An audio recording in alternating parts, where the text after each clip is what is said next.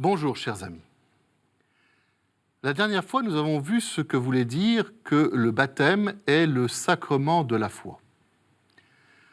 Pour continuer d'avancer dans notre réflexion, interrogeons-nous maintenant sur ceux qui peuvent recevoir le baptême et en particulier sur leur liberté. Cela vous permettra de répondre ensuite à la question grave du salut des non-chrétiens. Qui donc peut être baptisé ? La réponse est simple. Tout être humain, non encore baptisé, est capable de recevoir le baptême, et ce, quel que soit son âge. Dans les débuts de l'Église, là où l'annonce de l'Évangile est encore récente, ce sont les adultes qui, le plus couramment, étaient baptisés, même si probablement des enfants étaient baptisés quand toute une maison se convertissait. La préparation au baptême des adultes tenait alors une place importante, ainsi que la préparation au don de l'Esprit Saint par la confirmation et à l'Eucharistie. Et pour l'Église, ces adultes en préparation, appelés catéchumènes, sont déjà considérés comme faisant partie du peuple de Dieu, au point que si, par malheur, ils mouraient avant leur baptême, c'est comme si ils avaient déjà été baptisés. Leur intention, leur désir d'être chrétiens l'emporte sur tout. Nous reviendrons plus tard sur l'importance de ce désir. Et puis, au fur et à mesure où la foi s'est répandue, les chrétiens ont fait baptiser de façon habituelle leurs enfants. On en a des témoignages dès le IIe siècle. Pourquoi ?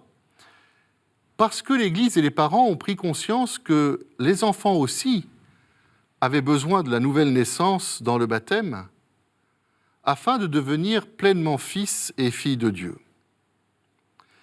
En effet, toute la réflexion théologique sur le péché originel et sur la rédemption a fait comprendre que la nature humaine héritait dès la naissance de cette séparation avec Dieu, conséquence du premier péché d'Adam et Ève.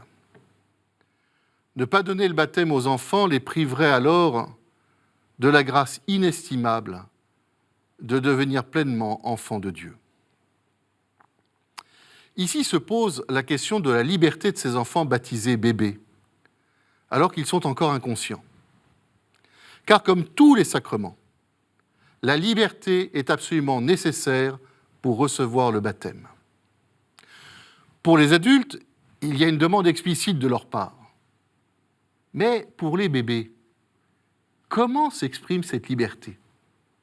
De quel droit peut-on les baptiser ? Ne vaudrait-il pas mieux attendre plus tard pour qu'ils choisissent quand ils seront grands et plus conscients ?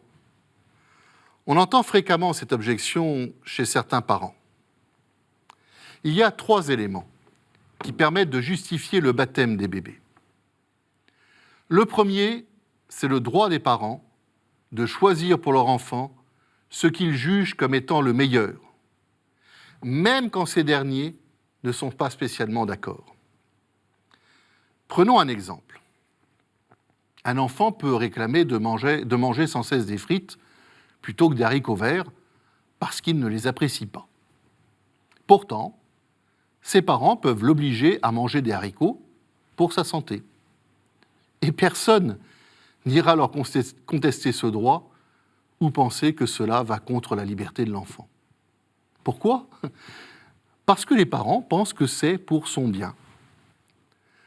On pourrait, de façon encore plus sérieuse, faire le même raisonnement pour l'école, dont on sait que tous les enfants ne raffolent pas. Pourtant, même la loi française y oblige, sans contraindre fondamentalement la liberté de l'enfant. Là encore, parce que c'est pour son bien, et dans un certain sens, pour l'éducation véritable de sa liberté. Voilà pourquoi on peut baptiser un bébé. Et on comprend alors pourquoi, quand l'enfant a un peu grandi et que sa conscience commence à s'éveiller, en gros à partir de 4 ans, l'Église attend alors jusqu'à ce qu'on appelle l'âge de raison, c'est-à-dire 7 ans, pour le baptiser, pour tenir compte justement de sa liberté naissante. Le deuxième élément qui va dans le sens du droit de baptiser les bébés est ce que signifie d'attendre qu'ils soient plus grands pour qu'ils choisissent, pour que cette attente soit réellement favorable à sa liberté. Pour cela, il faudrait présenter vraiment à l'enfant, tout au long de son éducation, ce qu'est la foi chrétienne et même les autres religions, pour qu'il puisse choisir. En effet, pour pouvoir choisir, il faut connaître les choix possibles et leur contenu. Et pour connaître, il faut bien que quelqu'un présente ce qu'il y a à connaître. Des parents qui désirent que leur enfant choisisse librement plus tard devraient donc s'engager dans une catéchèse de ce dernier pour qu'il fasse son choix en connaissance de cause.